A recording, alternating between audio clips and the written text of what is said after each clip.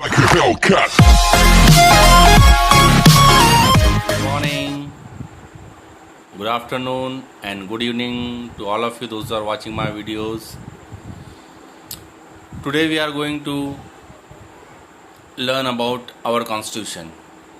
Chapter number 4, Social Science MP Board syllabus. So my dear friends, before starting the lesson, I would like to tell you that don't forget to like and share, and also you have to subscribe the channel. So thank you very much for being with me and having a support of your watching the videos. So let's start with the lesson. First of all, we'll see about the things which we are going to learn or read in this lesson. So meaning of constitution first, second the framing of the constitution, third the main points of the preamble of our constitution, and fourth the main features of the Indian constitution. So let's start with that. Before we go to the meaning of the constitution,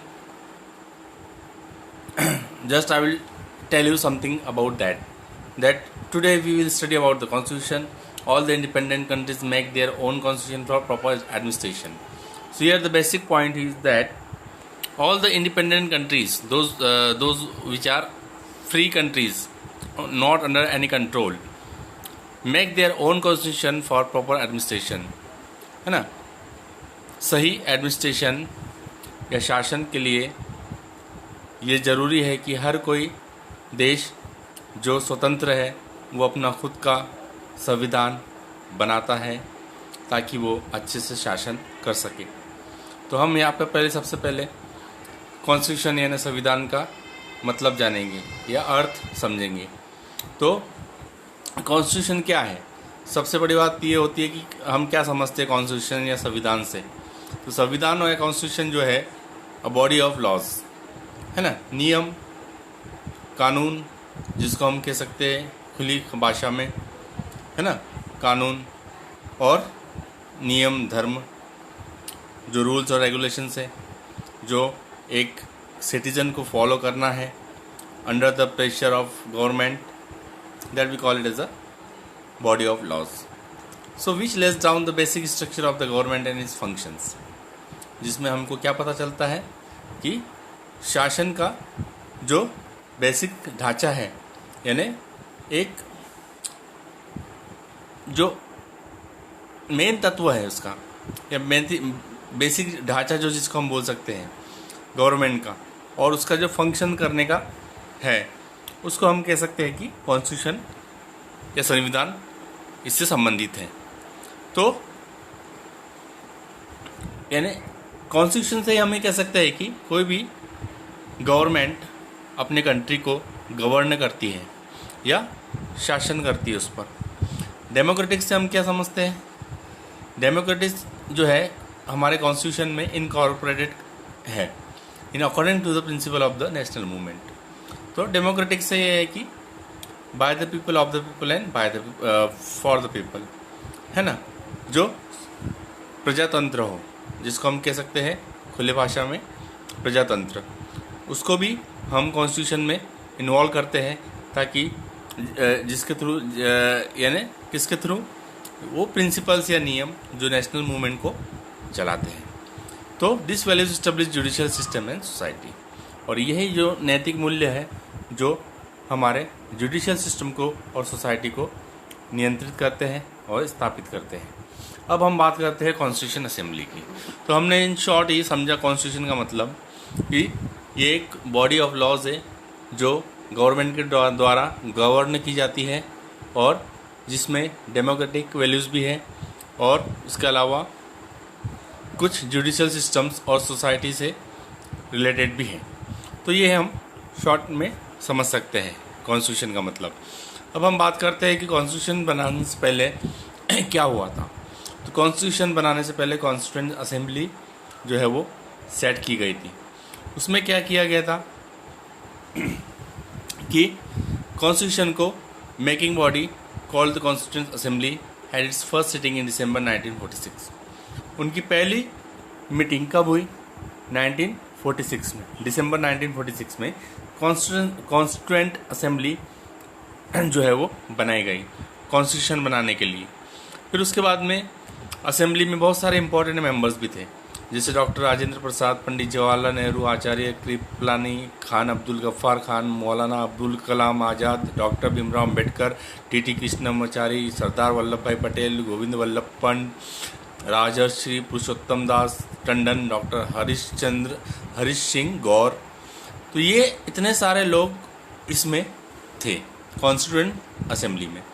सेठ Govind Das and Hari Vishnu Kamat of Madhava प्रदेश या मध्य प्रदेश, जिसको हम कह सकते हैं, where also members of the constituent assembly. तो ये सब जो थे वो योग्य मेंबर कॉन्स्टिट्यूएंट असेंबली के थे, जिसकी वजह से हमारा कॉन्स्टिट्यूशन बना या जिनकी वजह से हमारा कॉन्स्टिट्यूशन का निर्माण हुआ। फिर डॉक्टर प्रसाद या राजेंद्र प्रसाद की बात करें तो वो कौन थे कॉन्स्टिट्यूएंट असेंबली में, वो कौन थे, है ना। तो सबसे पहले वो थे प्रेसिडेंट, है ना, प्रेसिडेंट थे। उसके बाद में भीमराव अम्बेडकर को कौन सा पद दिया गया उसमें, चेयरमैन का, chairman of the drafting committee. तो इससे हम ये समझते हैं कि कुछ अलग अलग पद दिए गए कॉन्स्टिट्यूएंट असेंबली में, जिसमें डॉक्टर राजेंद्र प्रसाद प्रेसिडेंट थे और चेयरमैन भीमराव अम्बेडकर। फिर नया कॉन्स्टिट्यूशन की बात करें तो हमने नए कॉन्स्टिट्यूशन को एडॉप्ट किया, संविधान को हमने एडॉप्ट किया, है ना। तो एडॉप्ट किया 26 नवंबर 1949 को and it was enforce on 26 January 1950। We celebrate 26 January as the republic day. तो हम क्या समझ रहे हैं इससे अब, कि नया संविधान हमने एडॉप्ट कर लिया, जो कि 1949 26 नवंबर को था। लेकिन वो लागू कब हुआ, लागू होने पर हम कहेंगे कि वो 26 जनवरी 1950 में लागू हुआ, और उसी 26 जनवरी को हम आज भी हमारा गणतंत्र दिवस के रूप में मनाते हैं, है ना। तो ये बात हो गई। अब हम देखेंगे the preamble of the constitution. कुछ ऐसे नियम धर्म, कुछ ऐसे रूल्स और रेगुलेशन, कुछ ऐसे लॉज, कुछ ऐसे प्रेशराइज्ड अंडर रूल्स, एम्स और ऑब्जेक्टिव्स, जिसके बारे में हम अभी यहाँ पर पढ़ेंगे। तो कुछ ऐसे इंट्रोडक्शन से हम preamble means an introduction in which the aims and objectives of the constitution are mentioned, है ना। तो प्रीमेबल से हम ये समझते हैं कि जिसमें एक इंट्रोडक्शन है, एक प्रस्तावना है, जिसमें उद्देश्यों का उल्लेख किया गया है, हमारे संविधान के उद्देश्यों का उल्लेख किया गया है। अब हम बात करेंगे we the people of India. अगर हम जो इंडिया या भारत के निवासी हैं उनके बारे में क्या कहेंगे अब हम, the powers of our constitution are vested in the people and it is has been framed by the representative of the Indian people after long debates and discussions, है ना। तो बहुत ही एक दूसरे से डिबेट और डिस्कशंस, डिबेट्स मतलब वाद संवाद, तो ये करने के बाद में रिप्रेजेंटेटिव्स के द्वारा जो हमारे इंडियन पीपल थे उनके लिए रिप्रेजेंटेटिव्स ने ये फ्रेम किया, है ना। फ्रेम किया मतलब बनाया या रीमेक या बनाया ही कह सकते हैं हम। तो ये हुआ हमारे people of India. The powers of our constitution are vested in the people. तो हमारे संविधान का जो भी पावर है या जो भी उसकी क्षमता है वो हमारे लोगों में बसी है, यानी हमारे लोगों के द्वारा ही वो संचालित हो रही है। अब हम बात करते हैं सॉवरेन स्टेट। सॉवरेन स्टेट से ये समझ में आता है कि सबसे पहले तो हमारी इंडिया जो है वो स्वतंत्र है, स्वतंत्र देश है, और हम सभी मैटर्स में जितने भी मैटर्स हैं कंसर्निंग अस, यानी हमारे से संबंधित, उसमें हम सुप्रीम या मेन है, खास है। और सॉवरेन का स्टेट का और एक मतलब ये होता है कि ऐसी स्टेट जो बाहर से भी और भीतर से भी स्वतंत्र हो, उसको हम कहते हैं सॉवरेन स्टेट। अब बात करते हैं हम सोशलिस्ट स्टेट की। सोशलिस्ट स्टेट से हम क्या समझते हैं कि जो इंडियन कॉन्स्टिट्यूशन है उसने कुछ ऐसे उद्देश्य या नीतियाँ अपनाई हैं जो सोशलिज्म के लिए जरूरी हो। Then it endeavors to do away with all social and economic disparities. और ये हमें इस कार्य को करने के लिए विवश या ये समझ लीजिए कि सोशल या इकोनॉमिक डिस्पैरिटीज को दूर करने के लिए हमें ये चीज़ एडॉप्ट करना जरूरी था। फिर बात करते हैं हम सेकुलर स्टेट की। सेकुलर स्टेट में क्या होता है कि India has no state religion. हमारे पास में कोई क्षेत्रीय धर्म नहीं है कि अलग अलग क्षेत्रीय क्षेत्रों का अलग अलग धर्म हो। सभी सिटीजन चाहे कोई भी हो, उनको ये अधिकार है कि वो अपना खुद का एक रिलीजन, खुद का एक धर्म नियुक्त कर सके या बना सके। और स्टेट को या क्षेत्र को हमारे कोई अधिकार नहीं है कि वो किसी के लिए या किसी के धर्म में उसके साथ में भेदभाव करें। और doesn't interfere in the religious matters, और ना ही उनके कोई धार्मिक मैटर्स या बातों में कोई इन्वॉल्व या इंटरफेयर कर सके। The people of different religions are equal before law and command equal respect and recognition from the state।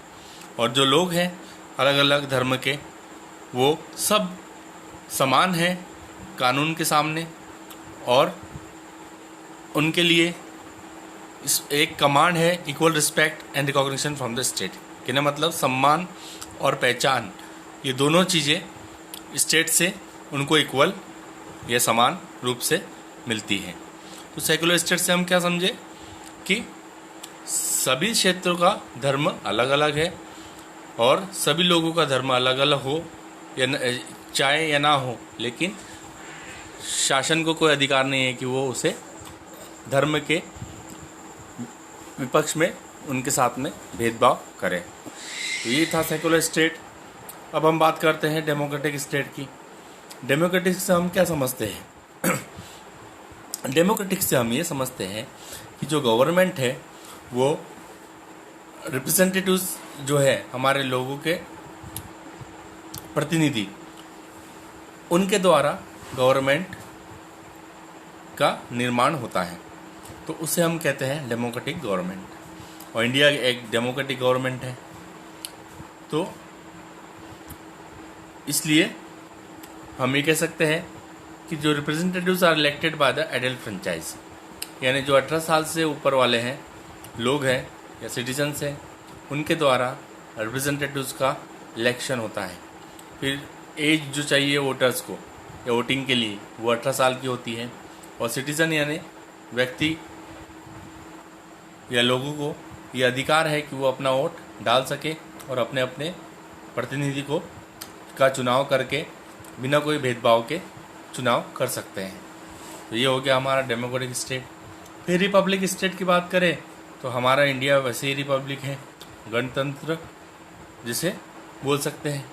The head of the country, the president is the elected representatives and the post is not hereditary. जो देश के मुख्य है हमारे president, वो elected किए जाते हैं। एक इलेक्टेड रिप्रेजेंटेटिव्स होते हैं वो, यानी उनको चुनाव के द्वारा प्रतिनिधि बनाया जाता है। और ये पोस्ट जो होती है वो हेरिडिटरी नहीं है। कहने का मतलब कि कोई ऐसा नहीं है कि कोई प्रेसिडेंट उनका पुत्र उनकी जगह पर बैठेगा, फिर उसका पुत्र उनकी जगह पर बैठेगा, तो ऐसा नहीं है। आप जब भी इस पोस्ट को प्रेसिडेंट की प्राप्त करना चाहते हो तो उसके लिए आपको इलेक्टेड रिप्रेजेंटेटिव के रूप में पहले आना होगा। चाहे वो इंडिया का कोई भी सिटीजन हो, वो कर सकता है।